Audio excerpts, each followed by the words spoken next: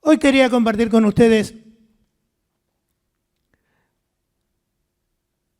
algo que ustedes deben conocer. Muchos de ustedes conocen la Biblia. Quería hablar del efecto Mateo. Ahora le voy a explicar de qué se trata el efecto Mateo. Para esto voy a leer en San Mateo capítulo 25, versículo 14. Creo que lo vamos a tener. Ahí lo tenemos. Es la parábola de los talentos. Porque el reino de los cielos es como un hombre que yéndose lejos llamó a sus siervos y les entregó sus bienes. O sea, le entregó mucho, le entregó sus bienes. Es una historia que cuenta el Señor, una parábola, para dar a entender algo superior. Siempre el Señor acostumbraba a poner esta clase de historias para dar a entender cosas espirituales. La historia que el Señor Jesús enseña, predica, adelante de la gente que eran todos judíos, la mayoría, todos. A veces habla de cosas materiales, pero el objetivo es explicar algo espiritual. Porque a veces la persona, si le habla algo espiritual, no entiende. Entonces, le da una idea material y la transporta a lo espiritual. Bueno, el reino de los cielos es como un hombre que yéndose lejos llamó a sus siervos y les entregó sus bienes. Seguimos. Vamos a seguir porque de a poco, ¿no? Porque es medio largo. A uno le dio 5 talentos, y a otro le dio 2, y a otro le dio 1. A cada uno conforme a su capacidad, y luego se fue lejos. Vamos a suponer que era un estanciero o un empresario que tiene una empresa grande, ¿no? Y le deja todo porque se va a Europa. Dice, voy a venir dentro de 3 meses. Cuídenme todo, ¿eh? A uno le dio una parte importante, a otro una parte más chica y a otro un poquito. Seguimos. Y el que había recibido 5 talentos fue y negoció con ellos y ganó otros 5 talentos. Asimismo, el que había recibido 2 talentos ganó otros 2. Pero el que había recibido 1 fue y cavó en la tierra y escondió el dinero de su señor. Mira qué historia interesante, ¿eh? A ver qué más. Después de mucho tiempo, cuando dice después de mucho tiempo, es 2000 años, por ejemplo. En la vida de una persona hablemos de 100 años, o de 50 años, o de 30 años. Pero en la historia de la humanidad, 2000 años, 2500, 3000 años, no sabemos. Se fue lejos y vino. Después de mucho tiempo vino el señor de aquellos siervos y arregló cuentas con ellos. A ver qué hicieron con lo que le dejé. ¿Qué más? Y llegando el que había recibido 5 talentos, trajo otros 5 talentos, diciendo, Señor, 5 talentos me entregaste, aquí tienes. He ganado otros 5 talentos. Y su señor le dijo, bien, buen siervo y fiel, sobre poco has sido fiel, sobre mucho te pondré. Entra en el gozo de tu Señor. Está dando a entender cosas. Entra en el gozo de tu Señor. Sería, digamos, aquí en La Ferrere, sería en el partido de La Matanza, sería en Turquía. ¿A dónde será el gozo de tu Señor? Está dando a entender un lugar donde hay gozo y alegría. Seguimos. Llegando también el que había recibido 2 talentos, dijo, Señor, gané 2 más. A ver, seguimos. Y el Señor le dijo, bien, buen siervo fiel, sobre poco has sido fiel, sobre mucho te pondré. Entra en el gozo de tu Señor. Seguimos. Pero llegando también el que había recibido 1 talento, dijo, Señor, te conozco que eres hombre duro, que ciegas donde no sembraste y recoges donde no esparciste. ¿Qué más? Por lo cual tuve miedo y fui y escondí el talento en la tierra. Aquí tienes lo que es tuyo. Y le devolvió 1 talento. Seguimos. Respondiendo su señor le dijo, siervo malo y negligente, sabías que ciego donde no sembré y que recojo donde no esparcí. ¿Qué más? ¿Qué dirá? Por tanto debías haber dado mi dinero a los banqueros y al venir yo hubiera recibido lo que es mío más los intereses. O sea, no hiciste nada, no te preocupaste nada, ahora me venía a echar la culpa a mí que yo era malo, que yo era muy mandón y no hiciste nada. No me cuidaste lo que te di. ¿Qué más? Entonces, quítenle el talento y dénselo al que tiene 10 talentos. Porque el que tenía 5 le dijo, progresaste 5 más, así que tienes 10 talentos ahora. Déselo al que tiene 10 talentos, porque el que tiene le será dado y tendrá más. Y al que no tiene, aún lo que tiene, le será quitado. En esto se ha escrito un libro que es bastante conocido en la ciencia, en el arte, en la economía. Hay muchos otros libros que hablan de esto, del efecto Mateo. El libro ese del efecto Mateo explica, tomando estos versículos, porque al que tiene le será dado más, y al que no tiene, aún lo que tiene le será quitado. Entonces, el libro habla de que, por ejemplo, en la ciencia hay científicos muy conocidos que han hecho descubrimientos muy buenos, pero hay otros descubrimientos que han hecho gente que nadie la conoce. Hay muchos descubrimientos que han hecho gente que nadie la conoce. Y por ahí el científico conocido nombra ese descubrimiento. Y la gente dice, bueno, claro, es ese científico famoso, mire cómo descubre. También escribieron los que están en el arte. Por ejemplo, un artista famoso canta o actúa, hace obras, y la gente lo conoce y le gusta, lo aplaude.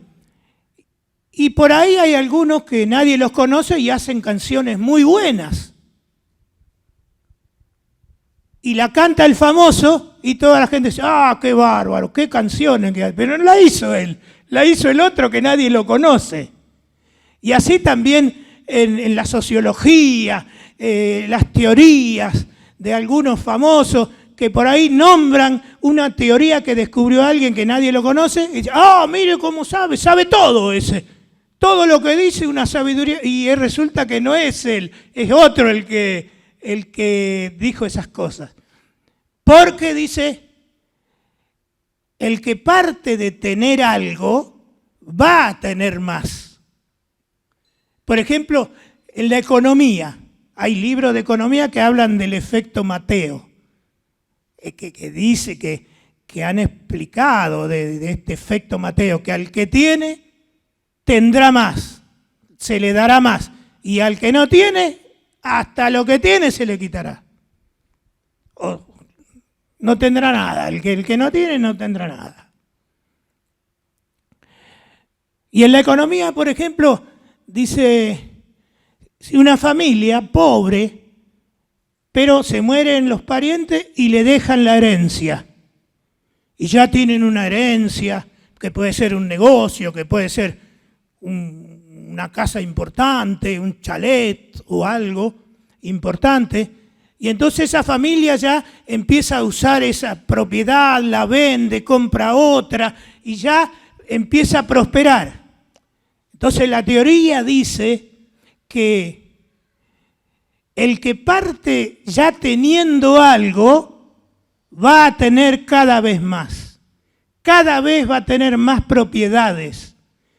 Por ejemplo, el que tiene un campo o hereda un campo y lo empieza a hacer trabajar y se compra una maquinaria y progresa más y empieza a exportar y se compra una casa en el centro de la ciudad, en el pueblo, y sigue prosperando y se compra otro campo, porque el que tiene va a tener cada vez más. Pero el que no tiene, el que es un peón, el que es un obrero, un trabajador común, siempre va a estar de trabajador. Siempre va a estar trabajando y apenas va a tener para comer y para comprarse una ropita y nada más. Y si vive en la República Argentina va a ser mucho peor. Y si vive en Venezuela va a ser peor todavía el que es pobre, porque hay algunos que meten la mano en la lata, digamos. Eso por lo menos yo escucho por ahí. Y si vive en Cuba, bueno, no tiene ni variedad de fruta, no tienen nada. Entonces, también se habla en el efecto Mateo de los países ricos. Por ejemplo, Estados Unidos, Alemania, Francia, que progresaron hace 200 años, hace 100 años, progresaron y fueron acumulando más, y ahora cada vez tienen más porque la riqueza se va multiplicando. Esa es la teoría. Pero los países pobres, como del África, como de algunos lugares de Centroamérica, siempre están pobres, porque no tienen nada y no tuvieron nada. Ese es lo que llaman el libro ese, el efecto Mateo, porque al que tiene tendrá más y el que no tiene no tendrá nada.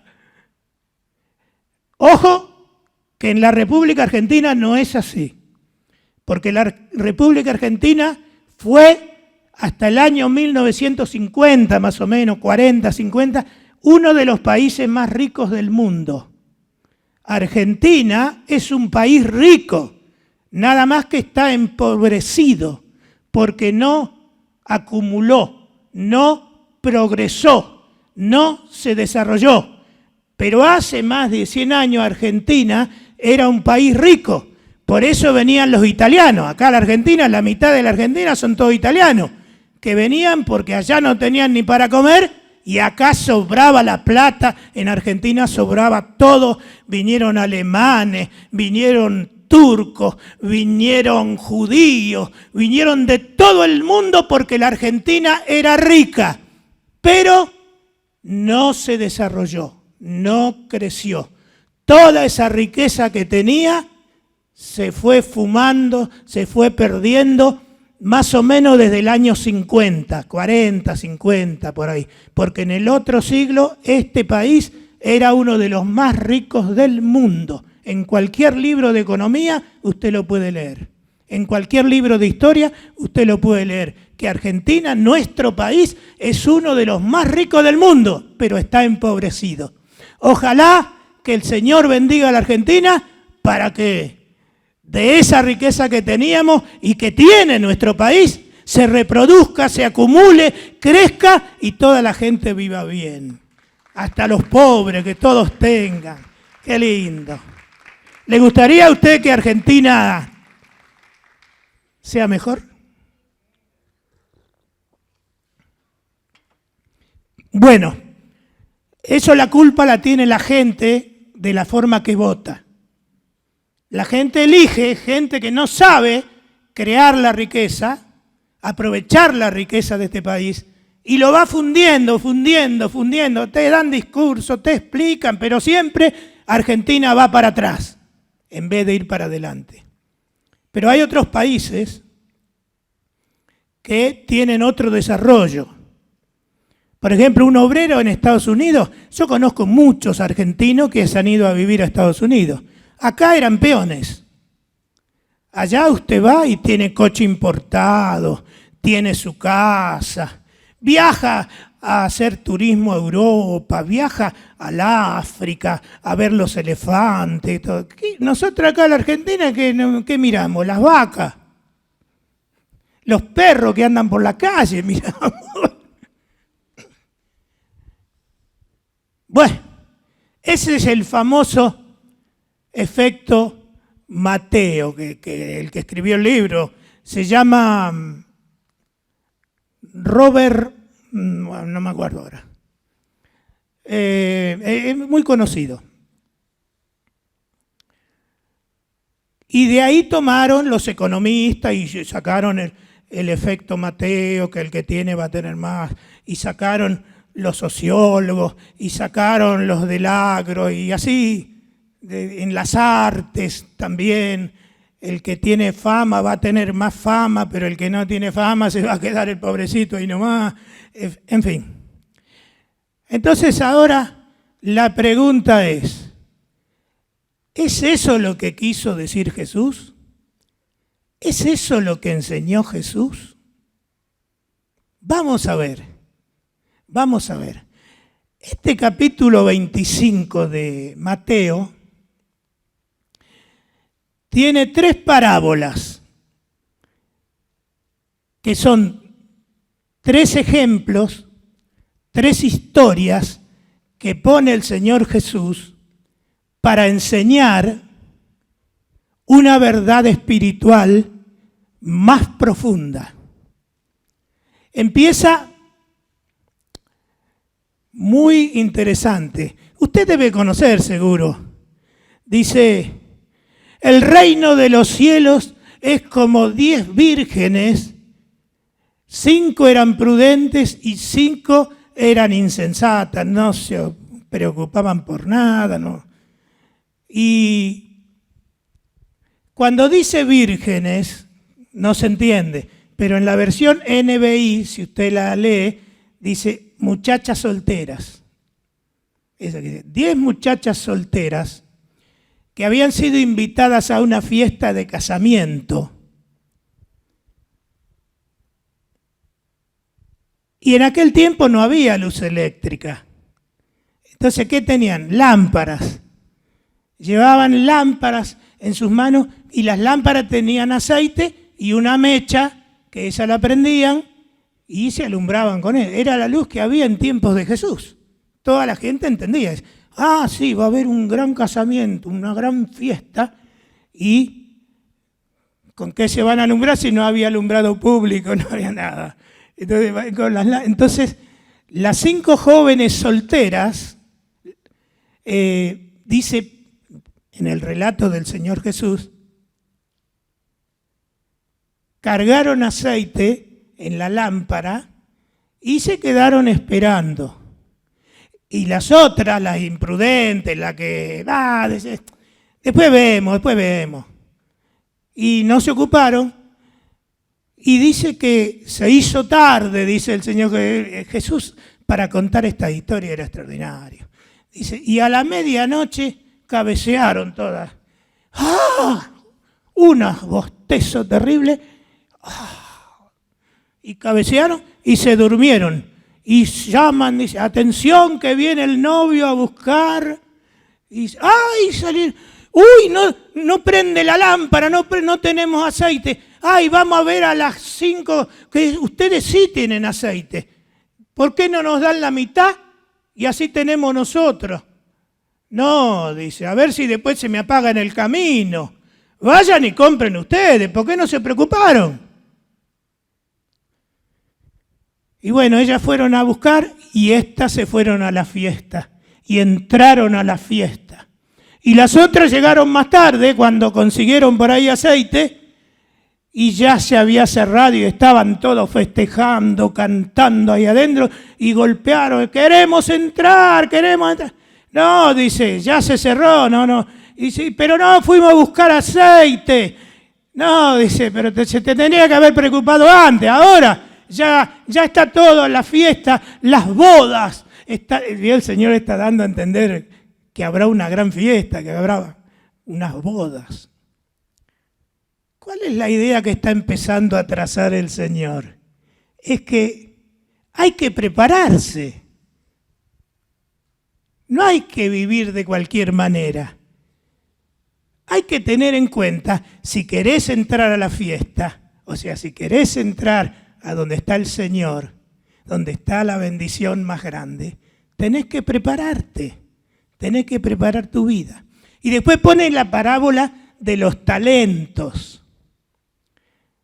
Y ahí explica eso que hemos leído, que a uno le dio 5, que a otro le dio 2 y que a otro le dio 1. Ahora, ¿cuánto le dio a cada uno? Mire, sabe que un talento era la moneda más grande que había en aquellos tiempos, la moneda de más valor. Es como si acá dijéramos un peso de oro, una moneda de oro, ¿no? Un talento, usted habrá leído, a veces se lee en la Biblia, de aquella viejita que puso las dracmas, ¿se acuerda? Que el Señor la felicitó porque puso lo único que tenía. La dracma no valía nada. Es como decir un peso argentino. ¿Cuánto vale una moneda de un peso argentino? Nadie las quiere porque no valen nada. Es como una dracma. Usted habrá oído hablar del denario. El denario era lo que se le pagaba al obrero cada día de trabajo. O sea, terminaba de trabajar a la tarde y le pagaban un denario por día. Pero el talento, que era la moneda más valiosa de aquellos tiempos, equivalía a más de 20.000 denarios. O sea que le dio mucho. Al que le dio un denario, le dio mucho. Al que le dio 2 denarios, le dio como 40 años de sueldo, o como 20 años. Y al que le dio 5 talentos, era como el sueldo de 100 años. La gente entendía, nosotros que nos hablan de talento, ¿cuánto vale un talento? Ni si no sabemos cuánto vale un dólar. ¿Cuánto vale un dólar? ¿Cómo sabe? Saben el dólar. Bueno, ellos sabían cuánto valía el denario, cuánto valía la dracma, y cuánto, ojalá que me den un talento, pero eso no los tenía casi nadie, los talentos. Talento vale mucho, dando a entender que te dio un valor muy grande, que te dio la vida. Te dio la vida para que te prepares como las vírgenes, hay que prepararse. No se duerman, hagan las cosas ahora, no cuando cierren la puerta. Mire cómo el Señor va enseñando con sabiduría, con ejemplos, con historias, las verdades espirituales. Y luego la tercera parábola en este capítulo 25 de San Mateo. Dice, y el rey se sentará en el trono y juntará a todas las naciones y a todo el mundo lo juntará. Y va a apartar, sentado en su trono el rey, está dando a entender algo el Señor que va a ocurrir. El rey se sentará en el trono. ¿Cuándo sería que el rey se sentará en el trono? Y va a separar las ovejas, como separa un pastor las ovejas de los cabritos. Las ovejas para un lado, los cabritos para el otro lado. Son ejemplos que está poniendo. Y les dirá a los de este lado, vengan benditos de mi Padre. Ahí está dando a entender que eso no es acá. ¿Cómo está en el trono? Vengan, entren al reino preparados para ustedes desde antes de la fundación del mundo. ¡Epa! ¿Qué está diciendo? Esto quiere decir que Dios ya ha preparado un reino para que entren los que se prepararon, los que recibieron los talentos y los usaron. Dice, y el rey dirá, es una historia que él cuenta para dar a entender algo espiritual maravilloso. Y el rey dirá a las ovejas o a la clase de gente buena, digamos, los cabritos son más embromados. Los pastores que crían ganado, ovejas, cabras, dice que las ovejas son fáciles de arriar, pero las cabras no, son difíciles, son bravas las cabras, se retrancan, se van para el otro lado, hacen lo que quieren, hay que andar con perro corriendo. Bueno, y dirá, y el Señor sigue con su historia y toda la gente escuchando ahí. Estaban los judíos, los maestros de la ley, los escribas, los fariseos, los teólogos, los maestros. Entonces, a ver, ¿qué quiere decir este hombre? ¿Qué está hablando este? Y dice, entonces el rey dirá a los de su derecha, vengan benditos de mi Padre, entren al gozo del Señor, preparado desde antes de la fundación del mundo. No está hablando de ahora, está hablando de la eternidad y del futuro. A ver, ¿cómo es? Y les dirá el rey, porque tuve hambre y me diste de comer. Tuve sed y me diste de beber. Fui extranjero y me recibiste en tu país. Y dirán los de la derecha, dice el Señor, ¿cuándo, Señor, tuviste hambre y te dimos de comer? ¿Cuándo tuviste sed y te dimos de beber? ¿Cuándo te recibimos bien? ¿Cómo fue eso? Dice, por cuanto lo hiciste a uno de mis hermanos más pequeñitos, a mí lo hiciste. Entren a la gloria del Rey, entren a las bodas, digamos, para resumir, entren al cielo, entren a la presencia de Dios. ¿Entienden lo que quería decir el Señor? No estaba hablando de juntar más plata y volverse millonario y volverse más rico, un efecto Mateo. Estaba enseñando una enseñanza corrida que hay que prepararse para lo que va a venir. Dios te ha dado talentos para tu vida. Dios te ha permitido que puedes hacer algo, que puedes colaborar en algo, que puedes ayudar en algo, que puedes bendecir en algo. Y algunos dicen, ay no, pero yo tenía miedo porque yo no sé nada y entonces yo no hice nada. Dirá, pero, ese mándelo afuera, ¿eh? No me gusta esa gente. Me gusta la gente que le he dado la vida, porque darle plata o posesiones como para 100 años de sueldo, como para 40 años de sueldo, una vida está hablando. Y es verdad, Dios nos dio la vida para que hagamos algo que glorifique a Dios, que bendiga a la gente que nos rodea. Si hay gente mala, nosotros no tenemos por qué ser malos. Nosotros vamos a ser buenos los hijos de Dios. Lo que creemos en la palabra de Dios, lo que creemos en el mensaje del Evangelio, vamos a ser buenos. Y cuando lleguemos allá, el Rey nos dirá, muy bien, por cuanto lo hicieron aquella gente, a mí me lo hicieron. Porque el Señor quiere que nos portemos bien. Gloria a Dios.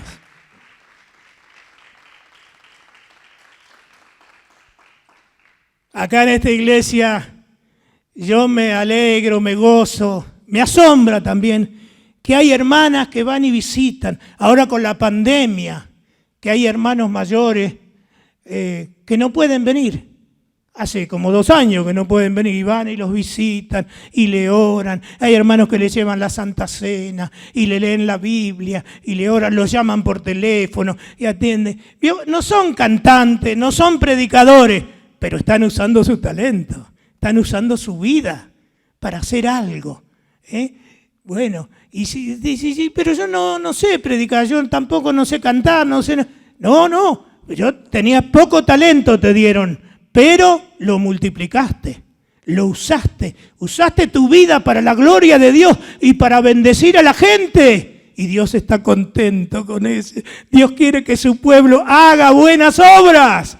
La fe es para vivir aquí y las obras serán medidas allá, en aquel día. Hay hermanos que hacen obras de distintas maneras, hermanos que dicen que ganan muy poca plata y dice, tengo un sobre para la iglesia y mandan llamar a hermanos que vayan a buscar porque ellos no pueden venir porque son mayores o porque están enfermos o porque están viejos. Vaya a saber.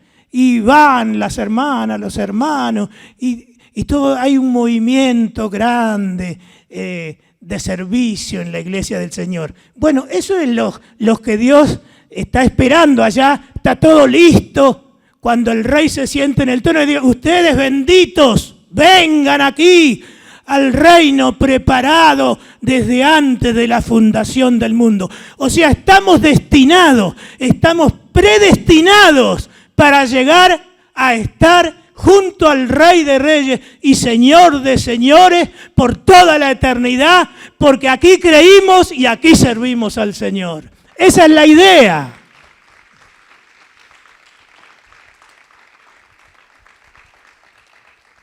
Así que no es el que escribió el libro El efecto Mateo, que acá te vas a, si tenés, vas a... Algo de razón tiene, porque si uno toma partes sueltas, se pueden usar, se pueden aplicar, pero el sentido general de lo que el Señor estaba enseñando son estas 3 parábolas que van creciendo hasta llevarnos frente al trono del Rey.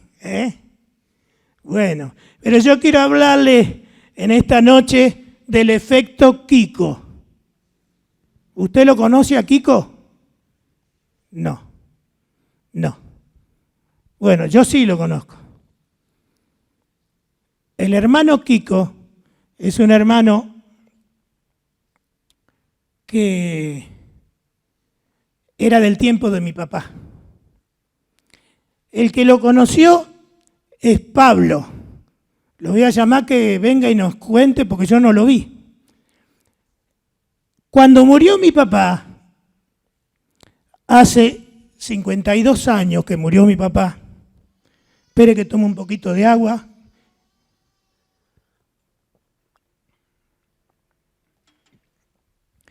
Mi papá murió hace más de 50 años.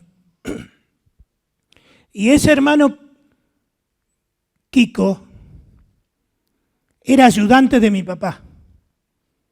Después que murió mi papá, yo no lo vi más. Desapareció ese hermano, nunca supe. O sea, pasaron 50 años. Escuchó bien, ¿no? 50 años. Y este hermano empezó a llamar por teléfono acá. Y lo llamaba a él. Y llamaba, y yo quiero hablar con el pastor, y yo quiero, conmigo quería hablar. Yo tenía, cuando él era ayudante de mi papá, tenía 18 o 20 años. Y nunca más lo vi. Hasta el día de hoy, en 50 años o más, no lo vi más. Y bueno, tanto llamó, y Pablo me llamaba a mí y me decía, ¿qué hago con este hermano? Digo, ¿pero quién es? Y él me dice que se llama Kiko. Ah, Kiko, sí, yo me acuerdo, lo conozco, digo, pero no lo vi más. Bueno, tanto insistió, dice que tengo una ofrenda para dar. Pero hace más de 50 años que no venía a la iglesia, porque se fue. ¿Y a dónde vive? En Santa Fe. ¿A cuánto está Santa Fe de acá? ¿500, 700 kilómetros? 460 kilómetros. Casi 500 kilómetros de acá. Bueno, yo le dije, no sé, digo, anda a ver, haz lo que puedas. Bueno, la cuestión que él le dijo que, bueno, algún día si anda por Santa Fe, va a ir a verlo al hermano Kiko ese. Y un día se anduvo por allá trabajando y fue a verlo. Y bueno, ¿qué te dijo? ¿Qué pasó? ¿Cuántos años tiene? Es un hombre de 84 años. Ese día estábamos en Santa Fe con Félix y fuimos, el pueblo de él... Félix es tu suegro, ¿no? Ese día estábamos con él y fuimos con él. El pueblo donde él está es de donde vive la Sole, que es Arequito, 50 kilómetros más. Es un pueblo muy chiquitito y era la última casa de todas. O sea, mire, se había ido a vivir y nosotros no supimos más nada. No sabíamos dónde estaba o si se había muerto. Pero no se murió, tiene más de 80 años, vive. ¿Y qué pasó? Él estaba muy obsesionado con entregar un diezmo, entonces llamaba, bueno, lo habíamos hablado. Y nosotros cuando viajamos para aquel lado, lo único que él nos decía es, yo sé que ustedes van a seguir invirtiendo esta plata en la obra, por eso yo quiero entregarle este diezmo a ustedes, y yo sé que de esta manera doy y siembro y sigo sembrando y voy a seguir sembrando para que siga desparramándose la palabra del Señor. Y una de esas cosas, ellos no sabían que todavía estabas vigente. Que yo estaba vivo. Claro, porque si hace 50 años que no me veía, dice, Guille, vivirá. No digo que vivo para siempre, pero estoy aguantando por ahora. Entonces le mostré unos videos de lo que se está haciendo hoy en internet, en Facebook, y estaban re contentos, empezaron a orar y cantaban coritos. Estaban muy agradecidos de que pudimos llegar hasta ese lugar. Y una de las cosas que me llamó mucho la atención, dice, por acá me llaman muchos hermanos de iglesias que yo fui, pero yo sé que no van a hacer lo que tienen que hacer. Yo sé que con esto sigue la obra. Así que eso fue lo que me llamó muchísimo la atención. Y después volvió a llamar, después de 3, 4 meses volvió a llamar. Y recontra agradecido, y cantan corito con la esposa, y siempre tratan de tener esa comunión con encuentro con Dios. Y recuerda mucho a tu abuelo, no, a mi abuelo. A mi papá. Claro, tu papá. Y recuerda mucho de que cuando él estaba en la parte activa, y ahí conoció a su esposa, y muy agradecido de que pudimos visitarlos. Bueno, gracias.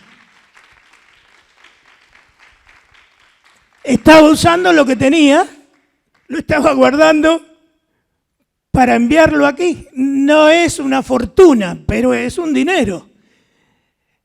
Y todo eso seguramente el rey está anotando allá. Claro, porque nadie le pidió, porque hace más de 50 años que no lo vemos, no sabemos.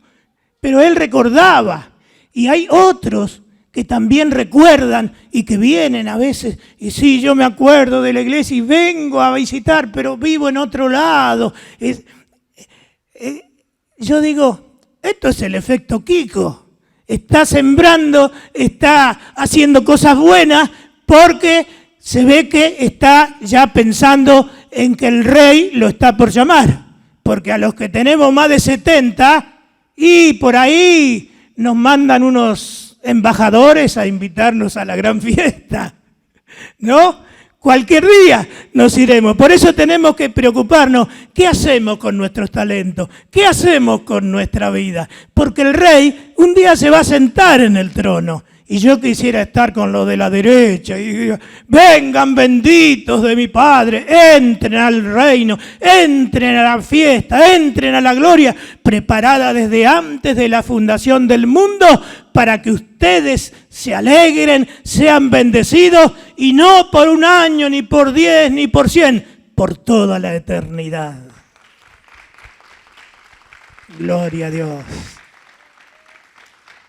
Vamos a orar. Padre, te damos gracias, Señor, por tu maravillosa enseñanza, Señor, que nos hablas en una forma tan delicada, tan maravillosa y también tan profunda, a todo corazón, a toda persona que está escuchando, para que sea bendecida, para que se prepare, para que esté alerta, para que esté atenta, cuidando su propia vida, su propio futuro. Bendice, Señor, a toda persona que está oyendo tu palabra en esta noche. En el nombre bendito de Jesús te lo pido.